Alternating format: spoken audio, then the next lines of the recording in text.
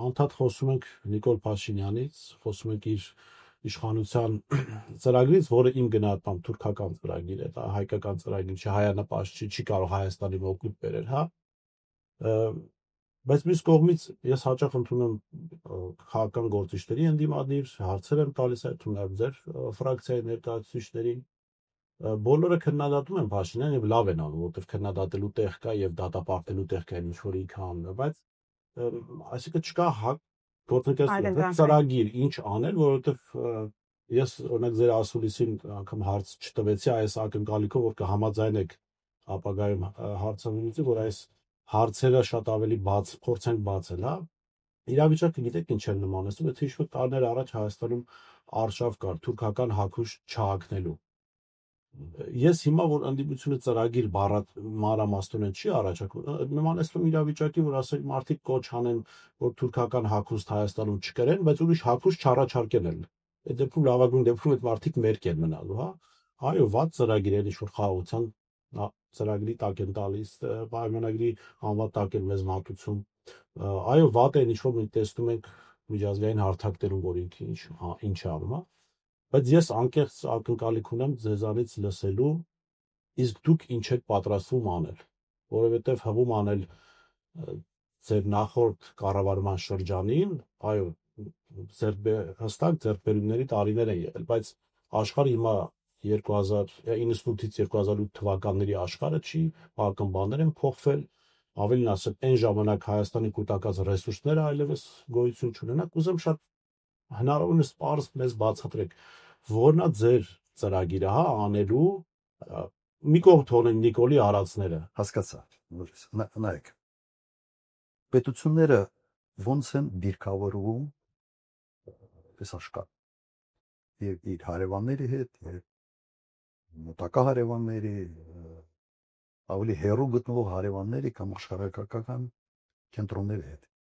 Ինչ որ ձևի դիրքավորվում։ Ճիշտ, հատկապես փոքր պետությունների համար սա չափազանց կարևոր է։ Հիմա դու քեզանից պետք է գնահատես, դու ինչ ես քեզանից ներկայացնում։ Ինչ պոտենցիալ եւ հնարավորություններ ունես քո անվտանգությունը ապահովելու համար։ Ինչ պետք է անես այդ ուղղությամբ։ Սեփական բանակ, անվտանգային համակարգ։ Եվ դու ինչքան ավելի ուժեղ ես լինում, այնքան ավելի գրավիչ գործընկեր ես լինում ուրիշների։ Ինչքան դու թույլ ես, այնքան քո ընկերությունը ուրիշների հետ դիտվում է որպես այնպես մի երկիր, որի վրա անդադ դիցախ սերան ես, անդադ պիտի խնդրանքներ ունենաս, ոչ թե գործընկեր է, այլ բեռ է։ Մենք մեր այսօրվա կեցվածքով մենք դրել ենք այսպես բեռ պարտներ կարգավիճակի մեջ։ Ոնց է դա փոխել։ Ինձ հասկանում։ Ու փոքր երկիրը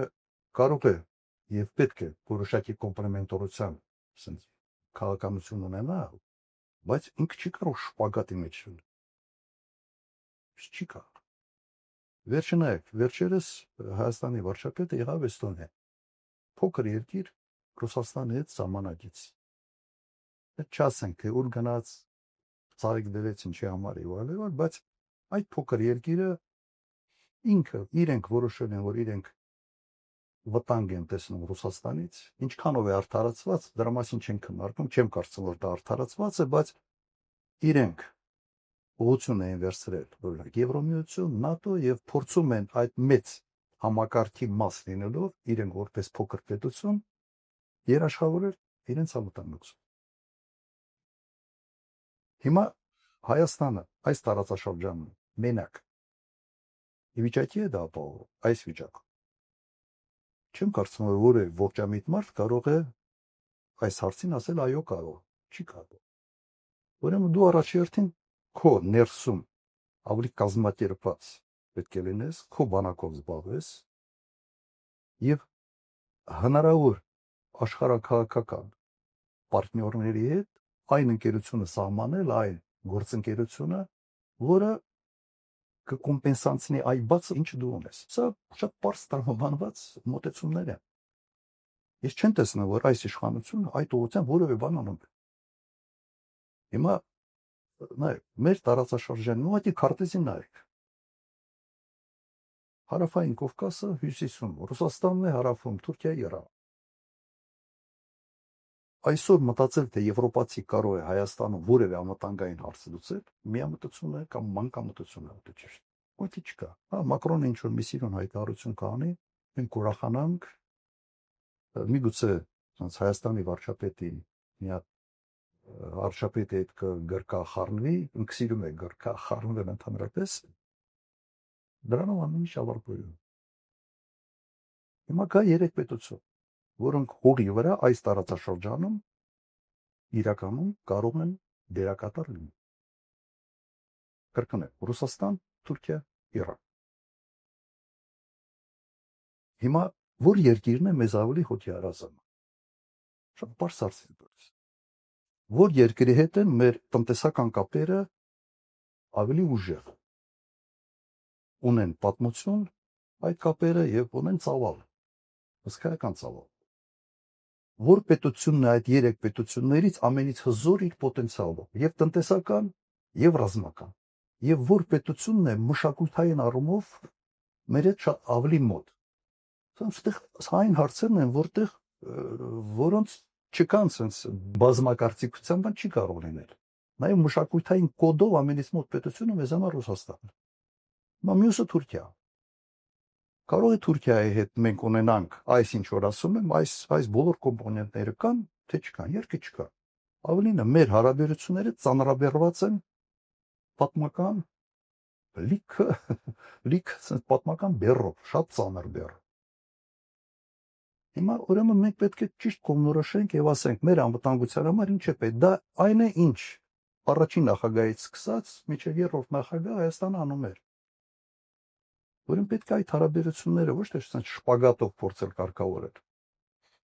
Շատ հստակ ռազմավարական դաշնակցային հարաբերություններ։ Սա այն կոմպոնենտն է, որը միացնում ես ներսում կազմակերպվածության քո պոտենցիալը բացահայտելու շատ ծանր աշխատանքով եւ այս երկուսը միացնելով դու ապահովում ես քո անվտանգային հարցերը։ Ճիշտ այնպես ինչպես դա արել էինք։ Վերջում բավական երկար տարիներ։ Սա այն դեպքը չի, որ մենք բազմաթիվ այլընտրանքներ ունենք։ Ոչինչ չկա։ Եվրոպայից վերջի այս քննարկումները անիմաստ քննարկումներ են։ Հա, սիրուն ինչ որ թեմա է, բայց այդ թեմայի նաև հենց եվրոպացիք չեն էլ արձագանքում։ Այսօրվա վիճակում կա միակ նպատակ։ Ռուսաստանի վատություն անելով Ուկրաինայի միջոցով, Հայաստանի միջոցով մեկ այլ ինչ որ գտնել այլ երկրների, որոնց միջոցով կարող է ինչ որ վատություն անել։ Սա ռազմավարություն չի։ Սա ուրիշի ձեռքում գործիք հանդիսանալ։ Սա ինչ ենք ուզում։ Օրինակ, փոքր հավելում անեմ, մենք իհարկե այնքան միամիտ չենք, որ հավատանք, որ աշխարհակահական հարաբերությունները միակողման են, ոնց որ սրանք, ասենք, խորհրդարանում Եվրոպա գնալու նախագիծ են ընդունում, այո, համաձայնելով ձեզ, բայց այնուամենայնիվ Ռուսաստանը եւս ուրիշ է եւ այդ համագործակցությունը պիտի փոխադարձաբար լինի։ Մենք աշխարհում արդյոք Ռուսաստանի համար Հայաստանը առավել մեծ նշանակություն կամ զգալի նշանակություն ունի, կամ Թուրքիան, Ադրբեջանը, որոնք մեր հակառակորդներն են եւ բնականաբար իրենք էլ են աշխատելու։ Այստեղ ինչպես պետք է բալանսավորել, որ մի կողմից Ռուսաստանը լրացնի անվտանգության այն բացը, որ մենք ունենք, մյուս կողմից Թուրքիա եւ Իսկ կա ուրիշ պետություն, որը ավելի է շահագրգռված Հայաստանով, քան Ռուսաստանը։ Կա այն վիճակն է, որ մենք օտարության տեղ ունենք, աշխարհաքաղաքական վիճակը ընդհանրապես այդ քաղաքականությունը դաժան է։ Հիմա մենք կարող ենք ստանալ եւ երազել ասել Ավստրալիայի հետ ուզում ենք եւ այլ Ավստրալիայի համար դու ով ես։ Դու հետաքրքիր չես ընդհանրապես։ Վերջը դու պետք է փորձես այդ երկրի շահերը համադրել քո երկրի շահերի հետ եւ հասկանալ այստեղ խաչման կետեր կան թե չկա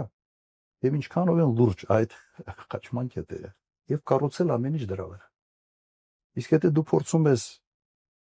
եթե դու վարում ես անհասկանալի քաղաքականություն, դու բարեկամներից թշնամիներ ես սարքում,